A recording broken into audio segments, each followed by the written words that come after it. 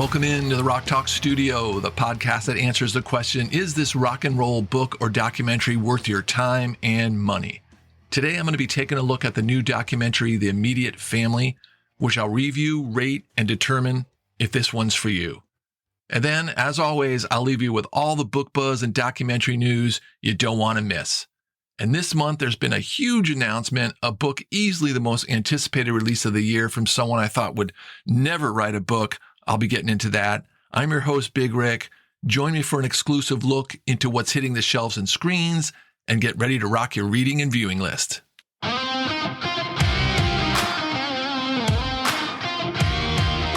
Immediate Family documentary was produced by Danny Tedesco. Danny is the same guy who did the documentary about his dad, the famous LA session player who played with the band The Wrecking Crew. And this is kind of an extension of that, the 70s, 80s, and 90s version featuring the next generation of LA session players. The Immediate Family is made up of Danny Korchmar, Cooch as he's known, Waddy Wachtel, Leland Sklar, and Russ Kunkel. And if you don't know who they are, I can guarantee you've heard them play. They were kind of the sound of the 70s, being the band for iconic albums from Stevie Nicks, Jackson Browne, James Taylor, Neil Young, Warren Zevon, Don Henley, Carole King, Phil Collins. It is a long list. There's a lot more people they've worked with. The documentary serves as a recognition party for these players. You get a little background on each of the guys and how they became session players. And now that was pretty cool. These guys just really loved being a no-name band and had really no aspirations for becoming anything more than just session players. They were in bands growing up, but then session was their thing. They were playing with some of their heroes, and the documentary does a nice job of showing just how much they loved being a part of the band and playing with these talents. There is also very little drama or issue between players. Actually, there's very little drama shown. These four guys have a lot of praise for each other and really enjoy being this band. Talking about how they came up with some of their iconic parts in the songs, it was probably one of two of my favorite parts of this documentary. You've got Waddy Wachtel, the guitar player, discussing cutting Werewolves in London with Warren Zevon and how they called in the rhythm section of Mick Fleetwood and John McVie from Fleetwood Mac. And when he talks about how hard it is to keep up with the chugging intro to Stevie Nicks' Edge of 17, that was really cool. Korchmar discusses working on Don Henley's song, All She Wants to Do Is Dance, and learning new technology in the 80s that just came out and how difficult that was. And then watching Leland Sklar, the bass player, do the bass line for James Taylor, Fire and Rain was really good stuff. My second favorite part of this documentary is about the guests discussing their contributions. And the guest list for this, they brought in some huge talent. Keith Richards, Stevie Nicks, David Crosby, Steve Jordan's there, Phil Collins, Don Henley, Jackson Browne. Their recall of these players and these sessions really pumped up the importance of these players' contributions to these songs. A lot of these songs, they would be nothing if not for these players' great moments and just all the really great parts they came up with. The documentary is a pretty straightforward telling of this band. There is some mix of animation for cutting between scenes. I'm not really sure what that was there. It really didn't add much to the story. And really what this is and what the doc does, it just pulls the curtain back and finally gives a ton of much deserved credit to these amazing players who backed up a long list of 70s and 80s hitmakers. The Immediate Family runs an hour and 42 minutes and is directed by Danny Tedesco. Coming up next, I stamp the official Rock Talk Studio rating on The Immediate Family, revealing the ultimate final judgment on this documentary.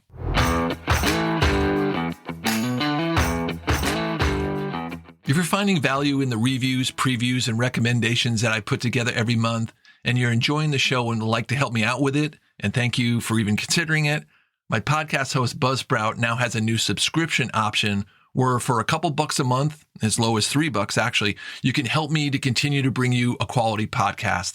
The money goes to helping me with my monthly operating costs and gets me my hands-on materials that I use for the show. Anything helps. The cool part about it is you can choose the amount. I really love doing the Rock Talk Studio podcast, so I appreciate any support that this amazing rock and roll community gives me. There's a little subscribe button. Again, you just click it in there and choose your amount that you'd like to subscribe to for every month and help out with the show. Thanks. Okay, let's get into rating the documentary, The Immediate Family. I use a rating system 1 through 4. 1, that's front row center. It doesn't get any better than this. Very unique, one of a kind, cannot miss. 2 is a floor seat. It's a good seat. You're going to get a great project. I highly recommend it. 3 is a load seat. You're okay, not bad. It still could be recommended. And 4, you're in the nosebleeds, baby. The Immediate Family documentary is a 3. I thought it was okay. There really is nothing here that makes it stand out other than celebrating these great players, which is really cool. I definitely want to stress that I loved seeing the musicians interacting with the people they've played with for years, showing you them doing their parts, talking about how songs came together and how they enjoyed playing in this amazing, amazing band through the 70s and 80s. I love that their story is being told, and it's told in great fashion, and it's entertaining, but not enough to knock me out and say, hey, don't miss this one. It's okay. I would recommend you seeing it, but I can't rate it any higher than a 3 out of 5. This podcast is where to go for the good stuff when it comes to rock and roll books and documentaries. So I want to tip you on where you can get a ton of great recommendations. And that is the show archives, reviews of projects from artists like Bowie, U2. I just reviewed the great new Geddy Lee book, Jimmy Page, Lucinda Williams. I talk about the Abbey Road Studios, the Allman Brothers, Cheap Trick, Randy Rhoads, and so much more. You can check out all the past shows anywhere you get your podcasts. Speaking of podcasts, I always like to tip you on new or cool rock and roll podcasts that I listen to. And there's a great Rolling Stones podcast out there called Under the Radar, a Rolling Stones podcast. These guys do some really cool stuff. They've got a great new episode coming out about the Steel Wheels album. I'm a big Steel Wheels fan from the Rolling Stones. Let's take a listen to what they're up to. Hi, I'm Tim Lindsay. And I'm Christian Bonner. And we're hosts of Under the Radar, a Rolling Stones podcast, where we take an in-depth look at parts of the Rolling Stones' immense career that have gone overlooked or underappreciated.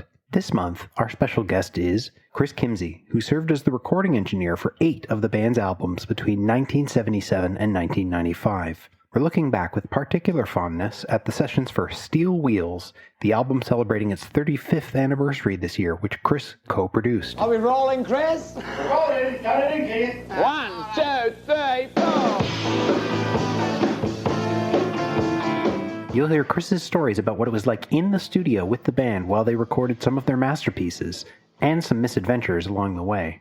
Alan Dunn, who was Mick's right-hand man, actually went out sailing, got lost at sea on a dinghy, and he couldn't swim. So he was lost for, I think, 4 days at sea. So look for Under the Radar, a Rolling Stones podcast, wherever you get your podcasts.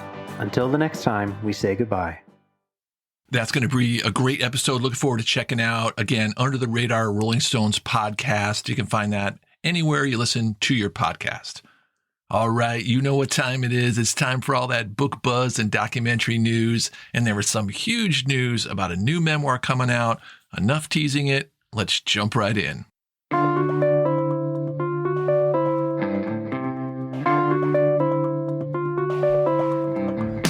There is a lot going on this month. I always start this segment for what has recently just come out. So let's go there. There's a couple of books that came out in the last couple of months. And the first one is Song and Dance Man, The Art of Bob Dylan. British writer Michael Gray's book, Song and Dance Man, The Art of Bob Dylan, Volume 1, 2, and 3 have just been reissued in America. The book first appeared in the UK in 72, and then Gray updated again in the early 80s, and then again in 2000. The book has been out of print for more than a dozen years, and what makes this so special is that this is not just another Bob Dylan book. It's 1,000 pages split into 3 volumes, and the depth of this study is unparalleled. The research is immense. It's a monumental grand thesis on Dylan's work. To be able to interpret Dylan and his vast, ever-changing, sometimes challenging catalog like this takes a special talent, and Gray is that talent. It's definitely not for casual fans. This is a study like no other, As Gray puts it, this is not a biography of Bob Dylan, but a critical study of his work. It doesn't look at what he eats for breakfast, but at what he writes in his songs. And case in point, there's a great example. There's a 100-page chapter on just one song, Lay Down Your Weary Tune. The book was known as the first serious book on Dylan for a reason, and some attest to it helping form the roadmap that leads to Dylan's writing being considered for a Nobel Prize. And I could definitely see that. If you're a Bob Dylan fan and are looking for a definitive study of his work, these 3 song and dance band books will surpass anything you've ever read about. I want to mention one more book that I recently just finished up reading, and that is a book about George Harrison entitled The Reluctant Beatle by Philip Norman. If you don't know how important George was to the Beatles, there might not have been a Beatles if George wasn't in the group. This book explains how he really wasn't the quiet one, maybe around John and Paul. Writer Philip Norman uses a fairly steady pace. This book doesn't seem to drag much to go through the growth and twist of Harrison as an artist. Not only did George have his part in the success of the Beatles, which takes up most of the book definitely doesn't shy away from Beatles stories, but he contributed to introducing quote unquote world music to the world. He staged the first all-star benefit concert with the Bangladesh shows, and he was a person who contributed to music and film. The book looks at Harrison's challenges, and it gets in the mud a little bit about his relationships with women. But yes, a lot of this story has been told before. There is some good pre-Beatles story, though. I could have used a little more depth from the post-Beatles chapters. This, to me, is what the book is lacking. And because I'm not from England, I had a hard time with a little bit of the slang that Norman used, sometimes, honestly, having no idea what he was talking about. A lot of people, especially Beatles fans, do not care for the way writer Philip Norman has written about the Beatles in the past. And I didn't know about this until I started doing a little social about this book and talking about this book, specifically an obituary that Norman wrote when George passed away. Norman goes out of his way to address this. He dedicated a whole chapter at the end of the book on this subject and apologizes repeatedly for writing a really crudely insulting piece about George's death. Overall, though, I did enjoy the book. I don't consider myself a huge Beatles expert, so I learned a few things about the great and, unfortunately, tragically short life of George Harrison. There's a couple other things that really sparked my interest that I want to turn you on to. A new book, Teenage Wasteland, The Who at Winterland, 1968 and 76. Kind of a cool premise. February 68 and then in March 1976, The Who performed shows in the same venue, San Francisco's Winterland. And these 2 shows make up the bookends of this book. Right before and right after the huge success The Who struggled to live with in the years between. At the first Winterland show in 68, there were just a few hundred hippies that turned up. And then in March 76, 43,000 requests for tickets were sent. This is an all-access look at those 2 shows. It's a glimpse at what it was like to see The Who at Billy Graham's legendary concert venue, and it features firsthand accounts and previously unpublished photos by fans at the shows, as well as details behind the scenes and on stage. Interesting concept. I thought that was pretty cool. I look forward to checking this one out. There's a new Tina Turner book coming out March 26. It's called Simply Tina, Tina Turner photographed by Paul Cox. When Paul Cox captured Tina's legendary 1983 comeback performance with Heaven 17, it was the beginning of a friendship that would last over 2 decades. During that time, Paul was commissioned to photograph Tina for numerous video shoots and live performances, and that's what you get in this book. It's an intimate collection containing a variety of never-seen-before images, telling the story of Tina's career through a mix of live photos, live video shoots, promo shots, candid images, and sessions in recording studio, as well as photographs with such high-profile friends as Bowie, Rod Stewart, Bryan Adams, and many more. That's a new Tina book, March 26. There is one more book that I want to mention. It just came out. It's called She's a Badass, Women in Rock Shaping Feminism by Catherine Yeske Taylor. In She's a Badass, music journalist Yeske Taylor interviews 20 significant women in rock, devoting entire chapters to each one, taking an in-depth look at the incredible talent, determination, and often humor they needed to succeed in their careers and life. I just started this book. It's great so far. Some of the people she's talked to in the book is Susie Quattro, Ann Wilson, Exene Cervenka, Gina Schock, Suzanne Vega, Sherry Curry's in there, Joan Osborne, Danita Sparks, Tanya Donnelly, Amy Ray from Indigo Girls. There's 20 chapters that go through the experience of what it's like, being a female performer. The book looks at their experiences and reveals the unique challenges that these women have faced and how they've overcome them and what they think still needs to be done to continue making progress on the equality front. I'm really looking forward to the angle that this book takes. I just got this copy the other day, and already I'm really enjoying it.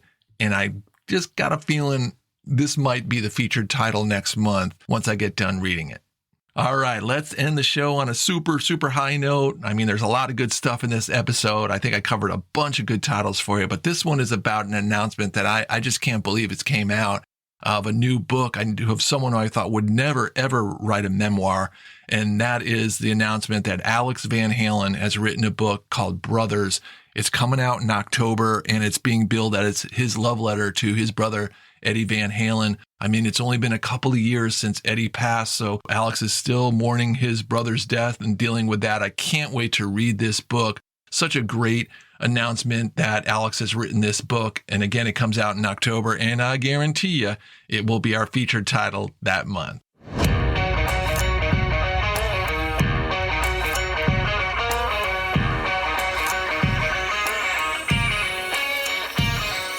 Thanks for tuning in. Love talking rock and roll and getting a chance to recommend a few titles for you. And just because the episode is over does not mean the conversation is. You can join me on Instagram, Threads, and YouTube for more book and documentary talk. And if I don't catch you there, I will catch you on the first Tuesday of every month with a brand new episode. All right, tear it down, pack it up, and head on down the road. We'll see you next time in the Rock Talk studio.